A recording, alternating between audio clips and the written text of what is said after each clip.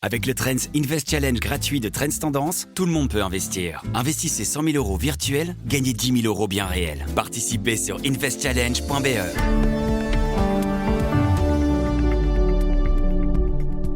Bienvenue sur Z sur 7, votre podcast quotidien.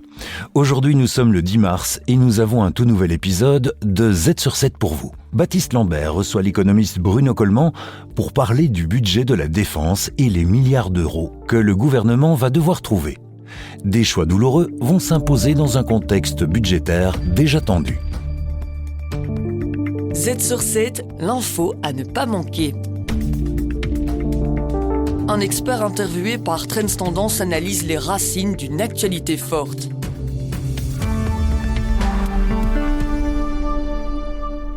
Alors, où trouver les fameux milliards pour la défense, La Belgique a marqué son intention, en tout cas, d'augmenter son budget de la défense à 2% du PIB. On parle de 4 milliards d'euros supplémentaires. Alors, l'accord du gouvernement prévoyait déjà de vendre certaines participations de l'État, mais de quoi et de qui parle-t-on exactement ? Oui, donc pour replacer les chiffres, si on dépensait effectivement 2% du produit intérieur brut, on arriverait à 12 milliards par an. C'était l'objectif du gouvernement au terme de la législature. Maintenant, on veut anticiper ce mouvement, ce qui veut dire 4 milliards cette année-ci en plus.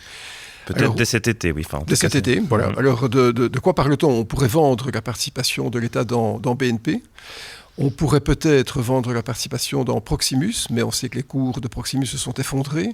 La Poste, n'en parlons même pas, la Poste ne vaut quasiment plus rien en bourse, et donc elle devrait plutôt être renationalisée que privatisée.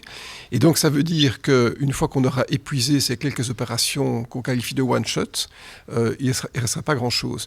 On peut penser à Belfius, mais je crois que c'est un peu trompeur, parce que Belfius voudrait ouvrir son capital à de nouveaux investisseurs, mais en même temps s'étendre à l'international. Je suppose que l'argent récolté servirait à faire une acquisition à l'étranger. D'accord. Concrètement, ça veut dire que le reste, chaque année, parce que ce ne serait valable que pour cette année-ci, devra être emprunté. À un niveau belge ou bien à un niveau européen. Oui, c'est ça. On va juste y venir, mais il y a aussi le cas d'Etias qui est souvent évoqué. Bon, c'est aussi une entreprise qui est possédée par la Flandre, le fédéral et la Wallonie. Donc là, il y a des complexifications, parce que la Wallonie, par exemple, elle voulait récupérer cet argent pour son budget à elle. Donc là, on voit que c'est compliqué. Oui. Globalement, quand on prend la Belgique dans sa globalité, le premier plan qui était que Belfius achète Etias n'aurait rien apporté, puisque c'est en fait l'État ou la région qui se serait vendu à l'État et aux régions. Alors on pourrait imaginer qu'effectivement Etias soit vendu à un groupe tiers, un groupe belge ou un groupe étranger. Ça pourrait rapporter, selon les estimations que j'entends, 3 à 4 milliards d'euros. D'accord. Mais la vraie question, c'est de savoir si ça vaut la peine de vendre ces entreprises, qui d'ailleurs est très impliquée dans les collectivités locales, et de surcroît dont les régions tirent un dividende substantiel. Ça veut dire qu'il y aurait moins de recettes courantes pour les prochaines années. Et on sait qu'au niveau régional, et surtout du côté wallon, il y a vraiment un trou abyssal qui est en train de se créer, et d'ailleurs dont on n'a pas pris la mesure lors de l'accord du gouvernement régional. Oui, c'est ça. Mais donc des ventes de participation, comme vous le disiez, c'est des one-shots. Alors qu'on a besoin de 4 milliards d'euros par an, peut-être plus. Si on va à 3% du PIB, on pourrait, le budget total pourrait être de 18 milliards. Donc, comme vous l'avez dit, outre ces mesures one-shot, il faut des mesures structurelles. Alors là, on se dirige vers des emprunts. Oui, on pourrait imaginer d'augmenter les impôts ou de diminuer les dépenses de l'État, mais le sens de l'histoire, c'est que l'Europe va probablement s'endetter globalement ou par pays pour rencontrer ces exigences de financement. D'ailleurs, ce qu'on observe dans les marchés depuis 2 jours, c'est une augmentation significative du taux d'intérêt allemand. Pourquoi ? Parce que l'Allemagne, qui était empreinte d'une grande orthodoxie budgétaire, a décidé de ne plus respecter les traités de Maastricht et les critères de Maastricht. Whatever it takes. Voilà, whatever it takes. Mais ce qui veut dire, d'ailleurs, qu'on réalise maintenant que les taux d'intérêt européens étaient globalement bas parce que l'Allemagne était peu endettée. Ce qui veut dire que tous les pays maintenant vont commencer à augmenter leur endettement, dont la Belgique. Les taux d'intérêt vont monter et c'est très mauvais pour une économie d'avoir des taux d'intérêt qui montent parce qu'on peut croire que ça contre l'inflation, mais en fait ça induit souvent un tassement économique. Oui, c'est ça. Mais alors comment obtenir... Voilà, Ursula von der Leyen a lancé un grand plan à 800 milliards, en tout cas sur papier. Parce que les premières mesures, c'est de sortir ces 1,5% du PIB des déficits, mais ça dépendra en fait de chaque État et de sa capacité à emprunter, de sa volonté aussi à pouvoir emprunter à des taux préférentiels. On voit que ça se dégrade au niveau. Comment faire finalement ?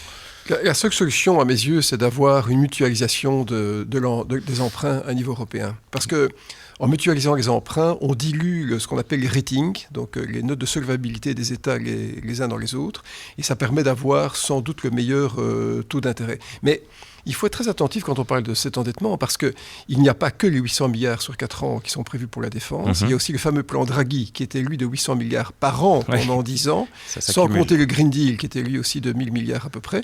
Et on sait que les recettes de la Commission, le budget de la Commission est en fait très faible par rapport à ça, puisqu'on parle de quelques centaines de milliards.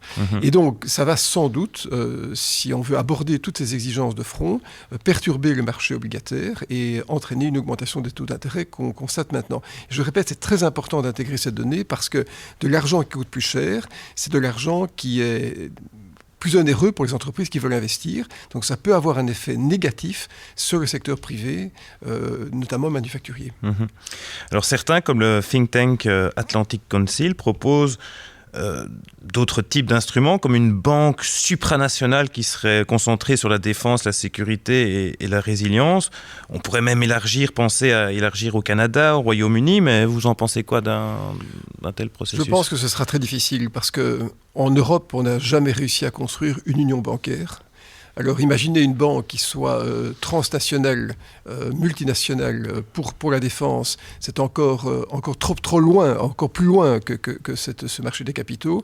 Et imaginez qu'on puisse associer d'autres pays qui ressortissent à l'OTAN, ça supposerait d'avoir un moyen de financement associé à l'OTAN, alors qu'on sait qu'en même temps, les Américains souhaitent désengager d'une manière ou l'autre. Donc ça me paraît une idée intéressante, mais qui est totalement hypothétique. Oui, c'est ça.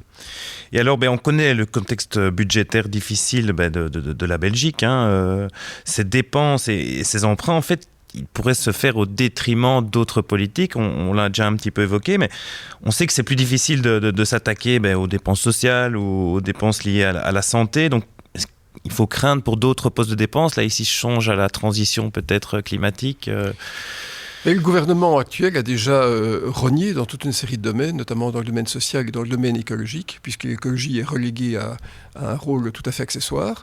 Je pense qu'il faut faire très attention, parce qu'il y a une contrainte au-delà de cette menace militaire, qui est peut-être d'ailleurs un peu trop inflatée. D'accord. C'est que nous entrons dans le dur du vieillissement de la population, ce qui veut dire plus de dépenses sociales, notamment en matière de soins de santé, en matière de retraite évidemment, et aussi moins de recettes sociales. On sait déjà qu'en Belgique, on a un immense déséquilibre, puisque les dépenses sociales ne sont plus financées par les cotisations qu'à concurrence de 2/3, c'est l'impôt qui compense. Si on accentuait cette tendance, ça voudrait dire à un moment que l'État social, c'est-à-dire l'homogénéité qui fait la solidarité de la Belgique, serait mise en cause, et il y aurait certainement un rejet de la population par rapport aux dépenses militaires qui doivent être engagées. Donc c'est un équilibre qui doit être très subtil, et finalement on peut rentrer en économie de guerre, quoi que ça veuille dire d'ailleurs, pour autant qu'il y ait un soutien populaire. Oui, il faut un assentiment, il faut un consentement populaire, il faut ce que j'appelle du patriotisme. Et qu'est-ce que c'est le patriotisme ? C'est un projet de société. Or, ce projet de société est tout à fait illisible actuellement, ce qui veut dire qu'on ne peut pas décréter du jour au lendemain qu'on rentre en économie de guerre si personne ne comprend, ne voit l'aboutissement de ce qu'on veut faire. Et puis il y a d'autres éléments qui vont intervenir, c'est que certains, et je pense légitimement, vont réclamer une réhabilitation du service militaire, qui est abandonné il y a une trentaine d'années, sur une base obligatoire ou volontaire. Est-ce que la jeunesse, qui je crois a perdu en grande partie confiance dans le gouvernement suite à la crise Covid, a envie de s'engager sous les drapeaux ? Ça me paraît peu probable. Donc l'équation est compliquée d'un point de vue financier, mais aussi d'un point de vue moral et social. Oui, c'est ça. Et là, c'est le niveau national, mais cette appartenance européenne est encore plus difficile à définir en termes d'identité. On voit d'ailleurs qu'au niveau européen, il n'y a pas d'assentiment. Je serais d'ailleurs fort surpris que Ursula von der Leyen reste à la tête de la Commission au terme de son mandat, parce que d'abord, elle n'est pas invitée à Washington, ce qui veut dire que Donald Trump, son administration, considère que voilà, elle est inexistante. Il y aura sans doute d'autres personnes. Je ne serais pas étonné que Giorgia Meloni devienne à un moment président de la Commission, parce qu'on va devoir réhabiliter les liens avec les États-Unis et s'assurer qu'on puisse trouver un terrain d'entente, notamment dans le domaine militaire. Croire qu'on peut tout d'un coup sortir de l'OTAN et assurer de manière autonome une défense, alors que depuis 80 ans, on a été en fait très très heureux qu'elle soit assurée par les Américains, ça relève de l'utopie la plus complète. La Belgique se trouve donc face à un grand défi.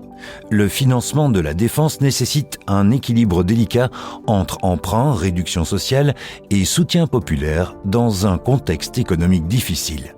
Merci d'avoir écouté cet épisode. On se retrouve demain pour votre plein d'analyses quotidiennes et Vincent Genot nous parlera de la place de l'informatique quantique dans notre quotidien.